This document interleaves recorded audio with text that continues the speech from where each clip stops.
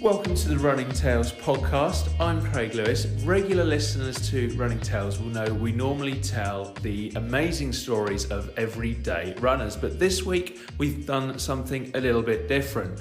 I've caught up with the parkrun event director for Northampton parkrun, Alastair Rapley, because I want to have a little look behind what goes on at parkrun, what an event director does, what run directors do, how important volunteers are, and what happens between Saturday at about 10:30 after the event's finished, all the way through to 5 to 9 when it's about to start again during the week. Lots of people on here will do parkrun, lots of you will volunteer, so I hope this is a really fascinating subject. And I started off by asking Alastair what an event director is and what one does.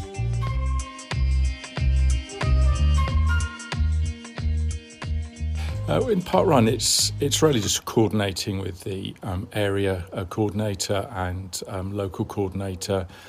Their role is to sort of communicate what's come from HQ, parkrun HQ, and make sure everyone's doing what's needed there. They also are a point of escalation if there's a particular problem, maybe with a landowner or some facilities, or just sharing some best practice or some ideas that other parkrunners have tried and it's worked.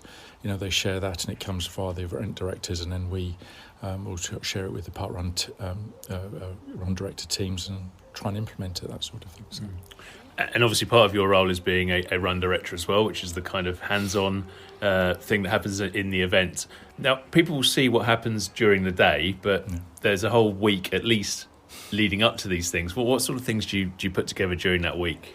Well, I mean, there's probably a checklist that we go through sort of like on certain points of the week and need to get done. So sort of sending out requests and then starting to build up the volunteer roster, making sure that, you know, asking for things like anniversaries and you know, are there any visitors or that we need to have a special mention for. We might also be getting something from, say, the park ranger, in our case at the race course. Vicky will tell us, look, there's an event going on in a couple of weeks' time. We just sort of build that into our planning, and you know, and I think whilst it's one run director at each event, the reality is for our team, and I'm sure it's the same with all the others, is that actually we all muck in for each other. There's usually more than one of us at any event anyway, so if something happens, then there's a backup there. But even if it's just sorting out, setting up and putting away, there's a couple of us that can just sort of, you know, cover things off. But during the week, generally we sort of the routine is after an event on a Saturday, is we leave the rest of the weekend to be able to celebrate, for people to talk on Facebook. We sort of send out our thank yous and what have you, and there's, you know, there will be responses to that. And then as you start to get to sort of Sunday evening and sort of the early part of the week, you're starting to send out requests. And as you get responses, whether that's email or on Facebook, social media is a great tool for something like parkrun. We start to get those responses to that. Then we're building up the rota for, you know, the key thing is to get the volunteers in. And you know, start planning. And, you know, a run director might say, look, I could really do with support. We've got, I don't know, a circus going on at the race course, and I just need a few more people just to say maybe manage the volunteers, whilst I'm just sort of pulling together, coordinating with the people that are running whatever event it is going on at the race course that's due to maybe clashing. And I know most weeks go pretty smoothly, yes. But I from Michelle, people will know my wife Michelle from the Running Tales podcast. She's one of your team. But from my experiences of watching her do the role and watching all of you do the role, every now and again you have some really fun things come up where you turn up and there's an event there that you didn't know was quite happening. You've turned up before and I think half the trees have fallen down because there's been a massive storm and stuff like that. There's been occasions in the past where all the recording equipment hasn't worked and you don't know how to work out people's times and so on. Yeah. I mean, every day is a challenge, isn't it, in a way? It is, yeah. There's lots of variety, and you know, you've got to be prepared to be a bit flexible with things. I mean, I think the one that sort of stands out to my mind is we had a couple of instances with travellers a few years back, and we had this sort of traveller on the corner, and he's come from France. His family had come from France, and he came out of his his caravan as we were walking up to him, just to say, is everything all right? Just to let you know there's an event going on here this Saturday. And he said, it's all right. I'm from France. I'm a French traveller, which I never realised was a thing, but clearly it was. But all of that went absolutely fine, really. And as I say, you have to, you just have to. You expect the unexpected, trees down or people wandering, taking their dogs through the finishing tunnel or something like that. They can be minor things and quite amusing things, to be honest with you, most of the time. So, you look back on it with hindsight. Yeah, one other thing that just came into my mind while you were talking about that was most other park users are very understanding and quite like parkrun and will cheer people on. But there was one chap I remember for some slightly bizarre reason decided to just stand in front of the 500 odd runners who were about to set off and just wouldn't move because he decided that was his park and he had every right to walk down there at that time, which of course he did. But it was, how do you deal with something like that? Well, I suppose it's just diplomacy, and we sort of say, look, we are going to start the race and we don't want anyone to be hurt, and can you just give us a bit of your time, just to let us do our thing, and we'll be out of your hair in no time, literally. In that case, everyone's gone within sort of 30 seconds, and most people are reasonable. They may want to be making a point, and the thing is also to listen to them, because they may have something. It may be about that they can't have their dogs, they have to be on a lead, or they've got some other or noise concern, and just let them listen, and then we'll work with them. We're part of the race course user group, and we sort of keep in touch with them. They've been really supportive on certain things, just sort of letting us know just generally what the feeling is of the local residents. Some years ago there was sensitivity around car parking, and that was really helpful there. Vicky's and her ranger team are fantastic, really, really helpful. Even, the local police are helpful. They've been across, not to sort of officiate anything, but they've just made, just very discreetly made their presence known. Even the university, when it was there, they're very helpful. We did some training there. We used some of their rooms for training, and I know they've had some toilets in their security hut, and I know some of the runners used to sort of stop off halfway through and use those. So, it's all been good. Yeah. And just rewinding a little bit for you personally, how did you originally get into a parkrun and then decide, I'm not just going to turn up and run a 5K every week, I'm going to try and run this thing? Yeah. Well, it was just offered, really. So, I started parkrun in 2013. One of our legends, Alan, is the brother of my then next door neighbour, and he said, "See, you need to give parkrun a go," and he kept on suggesting it. I think after 2 or 3 occasions, I sort of said, "Okay, I'll give it a go." And at the time, it worked out really well. I could, as is the way with parkrun, you sort of start at 9. You're done within sort of half an hour, 45 minutes. In my case, I was sort of home by sort of 10:30, and at that time, our 2 daughters had swimming lessons, and I could just get them to their swimming lessons for the rest of the morning. So it was just a little bit of me time, which just worked out really well. And anyway, the then team, which was run by Helen and Gabby, there was Subox and Julia, a number of others, and I remember Gabby just sort of, was sort of saying, look, we're always asking at the beginning of most of the races, we're just looking for volunteers, and I thought, well, I'll give my time for that on the odd occasion. Did that a few times, and then I got a sort of a message from Gabby or Helen, I can't remember which, and they said, "Do you want to give run directing a go?" And I did. Very smooth. Subox taught me, and if anyone knows Subox, it was very succinct training and to the point, and very, but absolutely kept to the basics and getting those right. And in particular, what was then running of the technical side of it. That's probably worth a special mention, how that's developed, because that has been a big change recently. But he sort of helped out with the technology we had then, and he was really good. Yeah, for most sort of listeners who obviously won't know the Northampton parkrun so well and Subox quite so well, he was a bit of a legend there himself. I think I'm not being too unfair to him. I'm sure he did loads and loads of work, as all the run directors do, in the background. But on the day, he never ran. He never ran a park run, but he used to stand up and he'd basically go, okay, 3, 2, 1, go, and that would be it, and everyone would be off. That's right. I mean, he was the definition of efficiency, put it that way.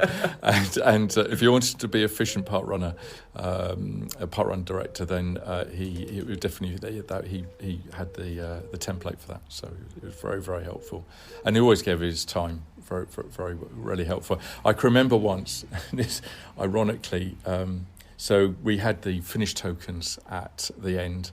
And somehow they're all boxed in blocks of 50, and you're obviously meant to give them out. Once you get to the end of one block of 50, you open the next box of 50 and keep the sequence going. And anyway, for whatever reason, somehow the boxes not only got mixed up, but also I think there'd been the tokens themselves had been dropped on the floor, so they've been randomly then given out to runners. And so the results that we had were just, completely random in terms of sequence and times and names. And so the first thing everyone did, anyway, with any problem with the results, was always ring Sir Box. He was our helpline.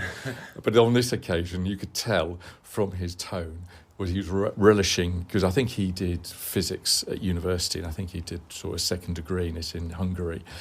He was relishing, and he was saying, "Oh, good, I can use my histogram skills." Histogram skills? Really, Sir Box? Tell me more, maybe later, but can you help out? Sure enough, he rebuilt the results, and there was no complaints at all, so he did. He was amazing. He was really helpful. That's really interesting, actually, because I think one thing about a core team and I know this is probably the same, I'm sure, for park runs up and down the country, but you build up a core team who have different skills and different elements and can do different things and can bring different things to their individual runs that they look after, but to park run generally. Yeah, that is definitely the case at Northampton. We're blessed with a really, really good team. I think, all with the core enthusiasm to make an event work and for everyone to be safe, of course. But just, to put the event on, I think we all get on. And as you say, we've all got slightly different traits. I mean, Michelle's brought sort of a dimension of social media and how to market yourself and get involved. Her and a number of others have helped with sort of getting inclusivity. And I think there's been some terrific work, really amazing work with people who are hard of hearing or partially sighted, or 5K My Way, just to name a few. That there'll be others as well.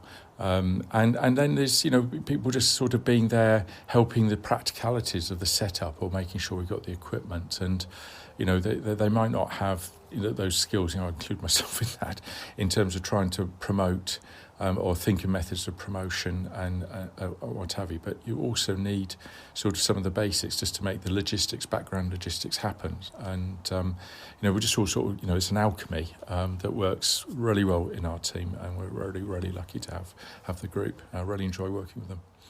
And I know it's a lot of fun down there on pretty much every day. I think yesterday we had one of our parkrun legends, Bob, celebrating his 450th parkrun, which is pretty incredible, especially when you consider he's 89. And I want to talk to you a bit about Bob and some of the other characters at Northampton Parkrun later. But it's the obvious question, but you got to ask it, which is what makes parkrun so special?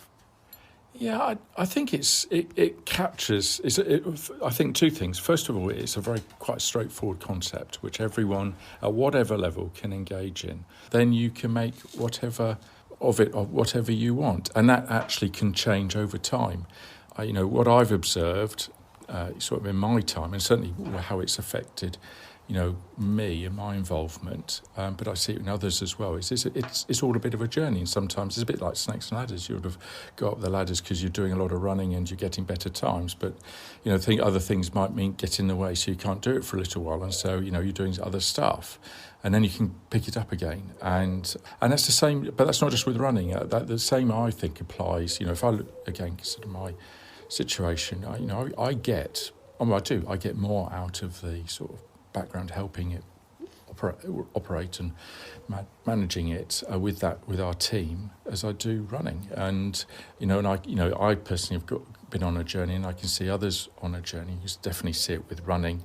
And some of it is quite obvious because people will be quite clear saying, look, I've set this target, or I'm doing parkrun to do another event, and they'll, and it's really a sort of a checkpoint for that target. And others, it's very discreet that they're in their own little challenge, and whether they're racing themselves or whether they're just pleased with attending or whatever it might be, run, walk, it doesn't really matter. I always say, you can walk it, you'll be done in an hour. It's a really, really special event that people can just take it for their own purposes, and I think it's unique in that way. Yeah, I mean, definitely.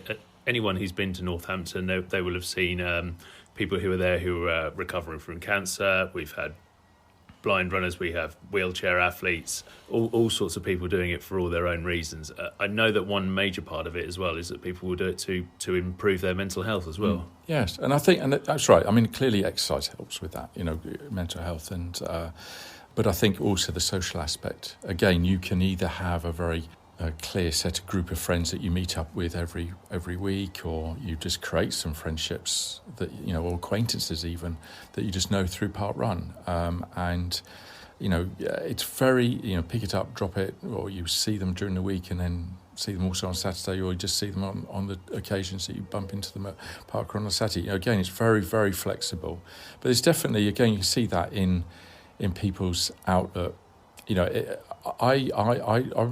One of the more, I mean, there's so many moving stories, but one moving story I recount, and I can't remember the lady's name, and I can't remember the young lad's name, but he, the young lad was very, was in a wheelchair and was pushed around by his carer each week, and he was, the only time, according to this lady who was his carer, the only time he sort of became animated was when he went through the finishing tunnel and people were clapping him. The rest, and she said, for her that was such, so helpful that, for her personally, because she worked so hard for his care, and that, so clearly it was helping his mental well-being for that short moment, very simple moment.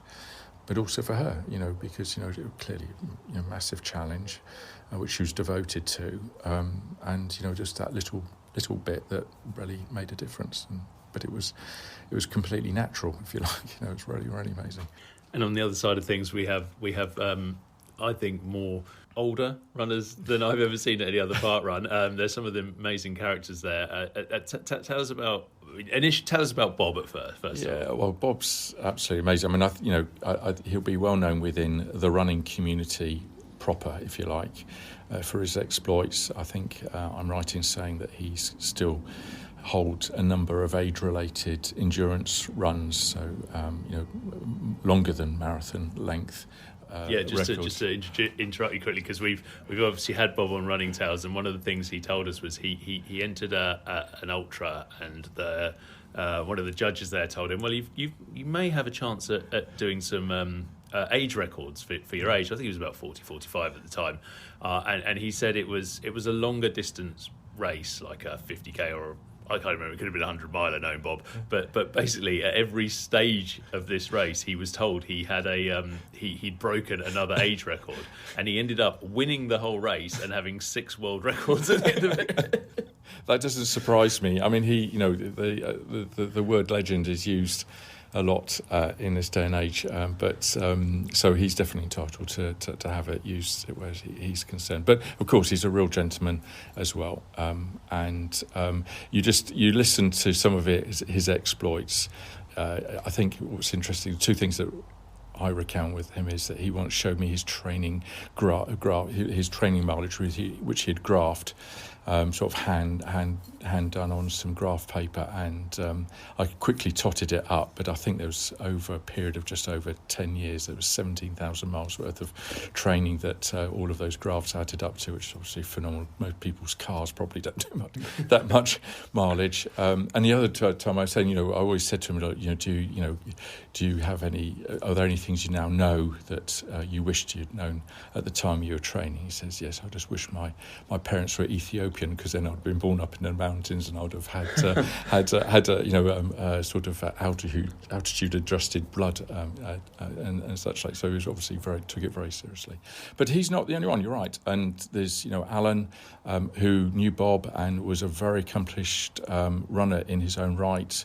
I don't want to misquote his times, but he was, my understanding, he was sort of sub an hour for 10 miles, which I think is a reasonable achievement by anyone's standards. What's interesting when you speak to Alan and Bob, who were very good in their time, is that they don't see their achievement now as particularly remarkable. The fact they're in their 80s and they are regularly sort of running 5 kilometres, and they're actually in a very subtle but strong way, inspiring a lot of us by that leadership.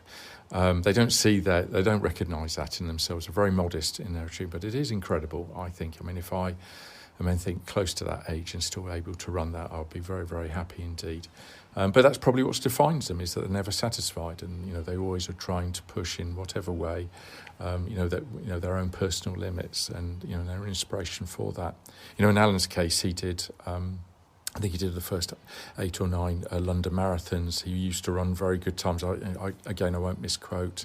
I know he's got a very quick 10-mile time. I remember him once telling me that. I was thinking I'd probably struggle to do that on a bike. So it was pretty quick. And as I say, the training runs that he and Bob used to do in their day were apparently quite legendary around. There wasn't many footpaths in Northamptonshire. I don't think they've run down, and maybe quite a few times even in one evening. And then we've had others, Gerald, a late starter to running, I think pretty much after he had retired, and a huge help also within the core team. He does the tokens pretty much exclusively, for probably the last 7 or 8 years. Tremendous help. Very keen to help bring some technical skills in the past when we had some sort of temperamental equipment, and very, very helpful. But also in his own right, he's built up a real sort of career in running. He's competed for Great Britain. He's got a medal for his age group for Great Britain, and he's terrific. I mean, I was funny enough. I was speaking to him on Saturday, and he said, "I'm just going to take it easy because his next year is his 85th birthday, and he's going to really train for a marathon because he's 85. The age group categorisations change, and therefore he wants to get a really good first time in his for 85. Fantastic."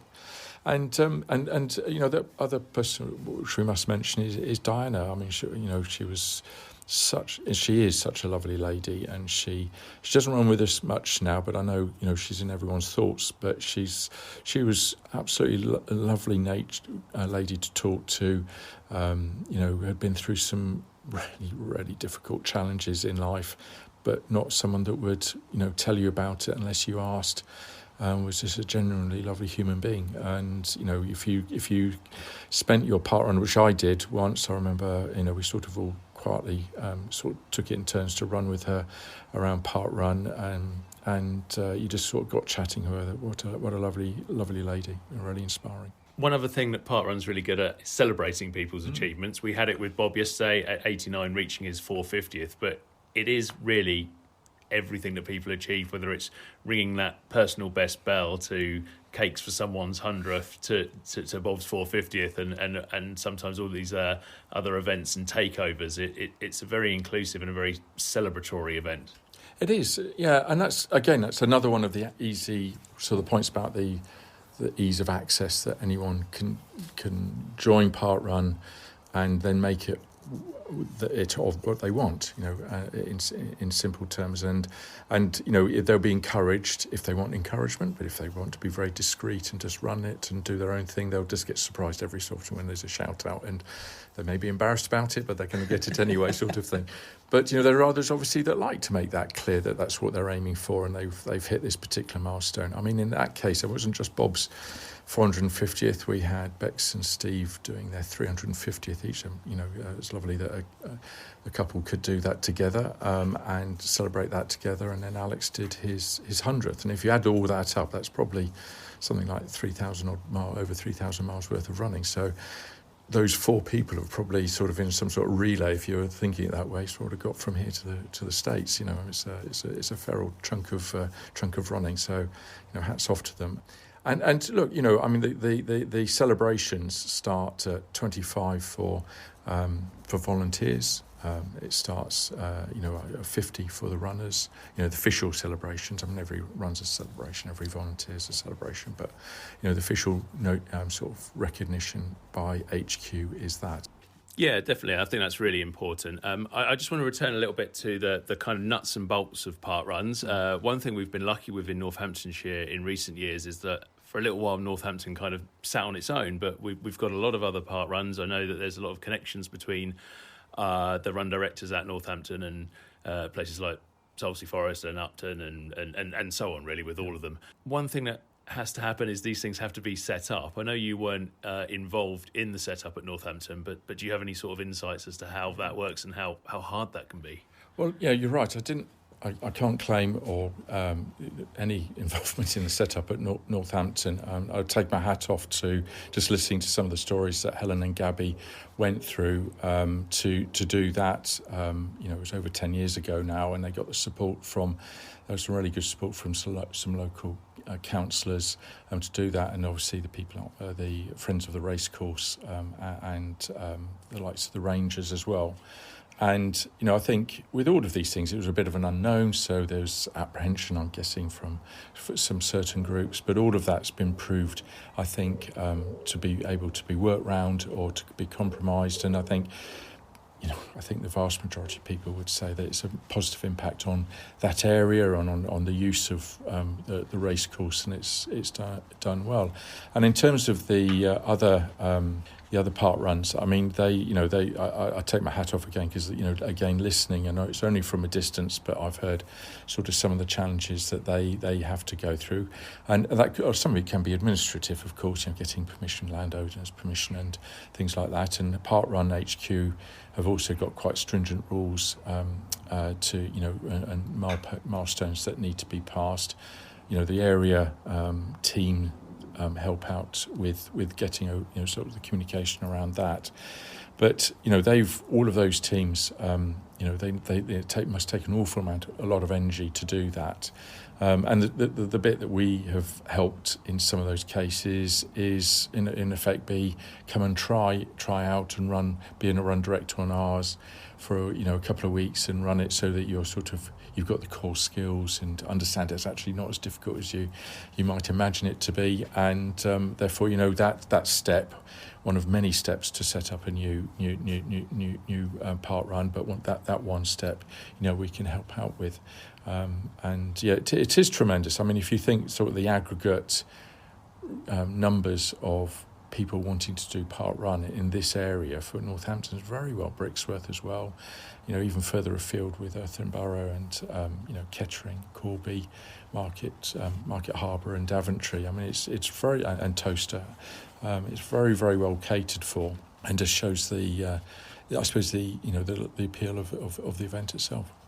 Yeah, parkrun certainly still seems to continue to grow, but I know there have been challenges, particularly around coming out of COVID, for local run directors and event directors with the timing of that, with some, I don't think we had problems with it in Northamptonshire, but with some areas not wanting people to come back at certain times, and some landowners suddenly deciding they didn't want parkrun to come back, as well as there was a bit of a push from centrally to try and get back out there, and as with everything over COVID, when we came out of lockdowns, some people were, I want to get going now and I can't wait to get going, and other people were like, no, it's not safe, I don't want to do it. How much of a challenge was that for you as local people who were trying to run a local run event and suddenly we're almost in a political situation? Yeah, I suppose it's now all forgotten, but it wasn't, to be honest with you, a big drama, really. Storm and teacup, I'd probably describe it in all honesty. First and foremost, we had our local coordinator and our area coordinator that really dealt with the comms that came from HQ. So it wasn't as if we were getting an edict from on high that came directly to us personally that we had to go and do something. There would be a filter between that and it getting to us. And certainly from my perspective, and Matt, who's the other event director for Northampton, I think we were able to manage those. Those communications were being managed for us to a certain extent. So, the things you're referring to around sort of some of the more close to political events that would get into the headlines of newspapers and parkrun.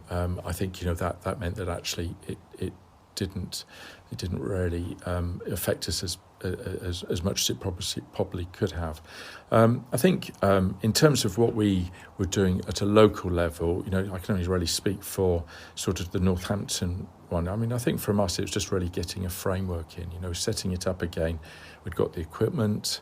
The key thing was getting the volunteers, and we were blessed that all of our volunteers, the core team, still wanted to be involved and wanted to help out. I think also another thing that we probably oversee is the technology had moved on in that lockdown. So before we were using sort of handheld stopwatches and handheld scanners, and we then would load in all the results into a laptop and then we'd process the results, and all of that was quite temperamental. But now it's all done on mobile phones, and while some of that technology is already in place, someone had obviously been working on it in the background during lockdown, and it works very smoothly. And that makes a huge, huge difference. But as I say, I think what Matt and I, not just Matt and I, but actually our team, we've made sure that all the run directors were there, and then we sort of built outwards. All the volunteers there, we're ready to do an event, and then we just put ourselves out there, and then it's really up to people to sort of try before they buy, and if they felt comfortable about how it was set up. We needed to be conscious of. I remember one time we had quite an elaborate setup with sort of the run directors trying to work out how we space people out, and so social distancing was still a consideration. Thankfully, that didn't last much. Very long, and now it's pretty much back to how it was before, to be honest with you. But I think we all work together, and I include the runners for that. The volunteers, the run directors, team, and obviously the help that we had from HQ and the area coordinators. We just sort of worked through. There wasn't anything that was insurmountable for us, and I think we've also had a very positive support. I imagine that if you haven't got, in our case, it would be, say, something like the Friends of the Racecourse or the Park Rangers or local councillors. If you haven't got that core support that you can pick up, and I can't think of a particular example, it might be car parking, for instance.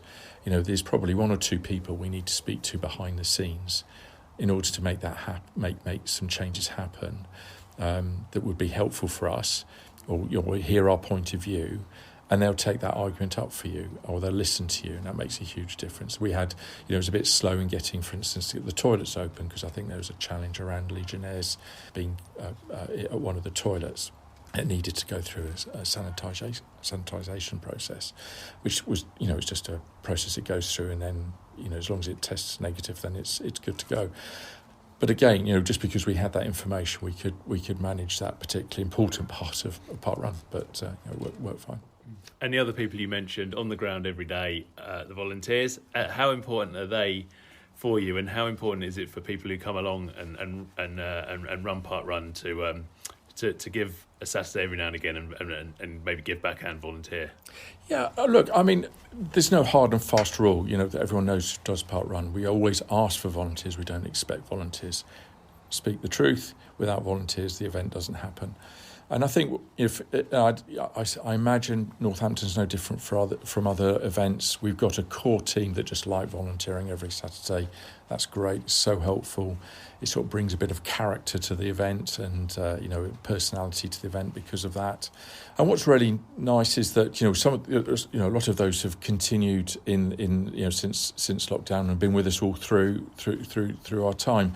But also we get fresh faces through. And I said this to Michelle from this Saturday. There was a lot of new faces in the volunteers this week, and it's great to see, because I am absolutely confident anyone who tries out volunteering once will find that there's a pleasure in it, different probably from running, but there's a pleasure in it. And it isn't just about giving back and what have you. It's just actually being involved. You're encouraging people to run. There's a response back from the runners. They thank you or what have you. So it's a two-way process. It's not inert. Or even, I can remember whenever I've done timing, something you have to really concentrate on. Otherwise it gets wrong. I'm too scared to do the timing. I think I'd mess the whole event up. But you do that, and actually there's a sort of, I suppose, a quiet satisfaction that you're really concentrating on, and you've done your best that all the times as accurate as you can make it. So the point is there's many aspects for anyone who wants to volunteer to join in and and I absolutely guarantee that they will get something out of it, however often or little they do it.